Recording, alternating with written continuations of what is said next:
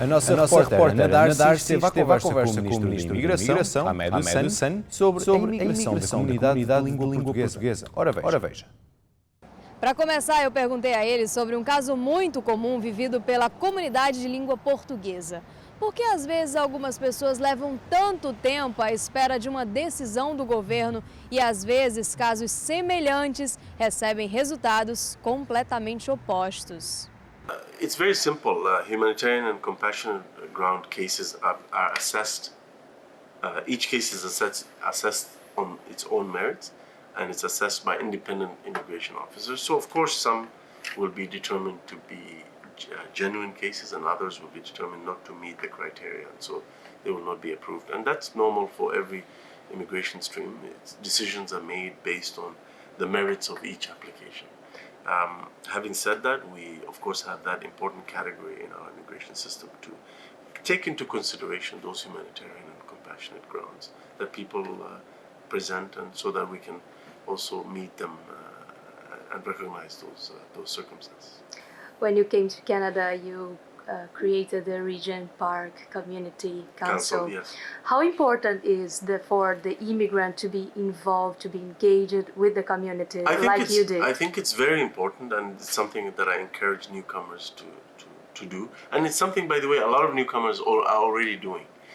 It's a great way to get to know your neighbors and your community, and to work with them to improve your community and to join the Canadian family. Alguns programas estão em evidência hoje, como o Economic Immigrant, os programas pilotos Home Child Care Provider e o Home Supporter Work. O ministro Ahmed Hussen falou sobre eles.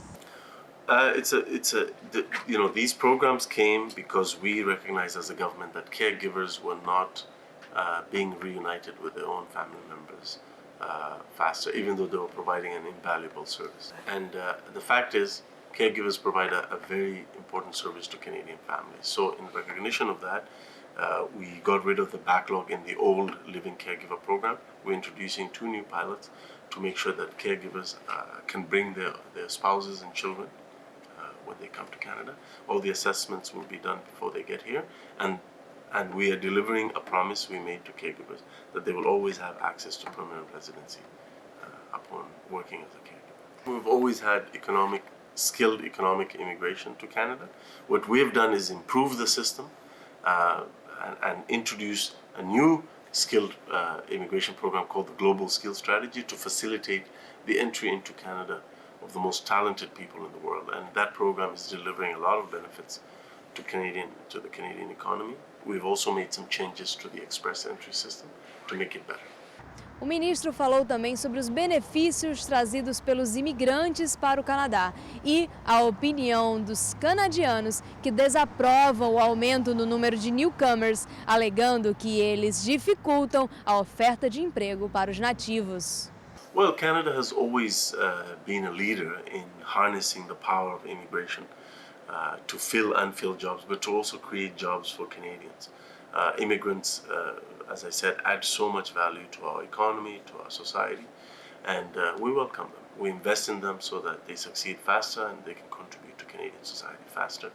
And our immigration levels plan and the number of people we admit every year is based on consultations and feedback from employers, from communities, from municipalities, and also from the provincial governments.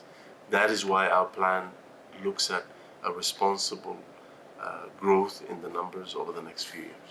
I think it's important to note that we also, of course, always have to listen to Canadians and get their feedback on this issue of immigration. At the end of the day, though, it's important to also recognize that the responsible thing to do is to talk to Canadians, to get feedback from employers who want more workers, to get feedback from provinces who need more workers for their local economy, and to really fight against the fear-mongering.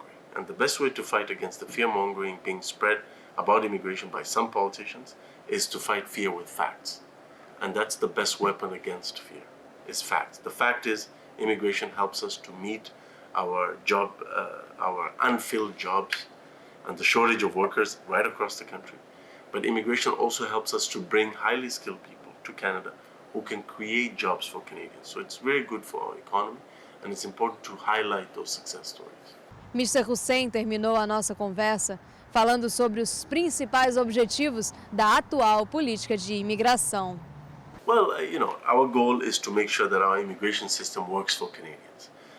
We have seen, that is why we have seen a responsible and gradual increase in the number of permanent residents we invite to Canada, because we want to meet the need of employers to hire and fill unfilled jobs. We have the lowest unemployment rate in 40 years. We also have heard from Canadians that they would like more family reunification and faster processing, which we have delivered. And of course, equally as part of who we are as Canadians, we've always done this. We also have to have room in our immigration system to provide protection to the most vulnerable people in the world.